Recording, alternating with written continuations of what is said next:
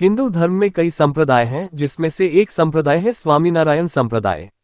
इस संप्रदाय के संस्थापक भगवान स्वामीनारायण थे, जिनका जन्म 3 अप्रैल 1781 को उत्तर प्रदेश के अयोध्या में हुआ था।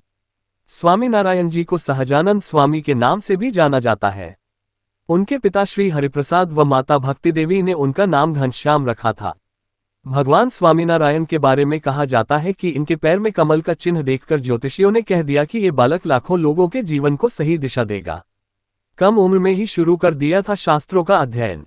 5 साल की उम्र में उन्होंने अध्ययन शुरू कर दी थी। वहीं 8 साल में जनेऊ संस्कार होते ही उन्होंने शास्त्रों का अध्ययन करना शुरू कर दिया। ऐसा कहा जाता है कि बहुत कम समय में उन्होंने कई शास्त्रों का अध्ययन कर लिया था। अल्पायु में ही वे घर छोड़कर देश भ्रमण पर निकल गए। भ्रमण के दौरान वे लोगों से मिलते, सत्संग करते और प्रवचन देते। उनकी ख्याति तेजी से फैलने लगी और उनके अनुयायियों की संख्या बढ़ने लगी। स्वामीनारायण संप्रदाय की स्थापना। कहते हैं कि जगह जगह ज्ञान और अध्यात्म की अलख जगाने के दौरान वे गुजरात पहुंचे और यहीं से उन्होंने स्वामीनारायण संप्रदाय की स्थापना की।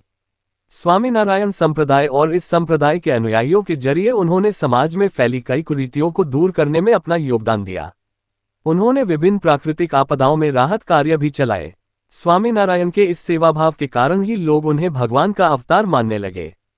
भगवान स्वामीनारायण ने अपने शिष्यों को दार्शनिक सिद्धांतों, नैतिक मूल्यों, अनुष्ठान आदि की शिक्षा दी। स्वामीनारायण संप्रदाय में कई गुरु हुए, जिन्होंने भगवान स्वामीनारायण की आध्यात्मिक विरासत को आगे बढ़ाया।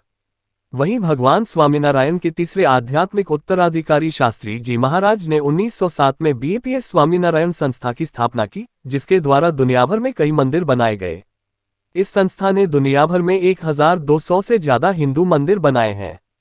साथ ही बीएपीएस को कई राष्ट्रीय और अंतर्राष्ट्रीय पुरस्कार भी मिल चुके हैं। आप भी भगवान स्वामीनारायण में विश्वास रखते हैं तो वीडियो को लाइक और चैनल को सब्सक्राइब जरूर करना।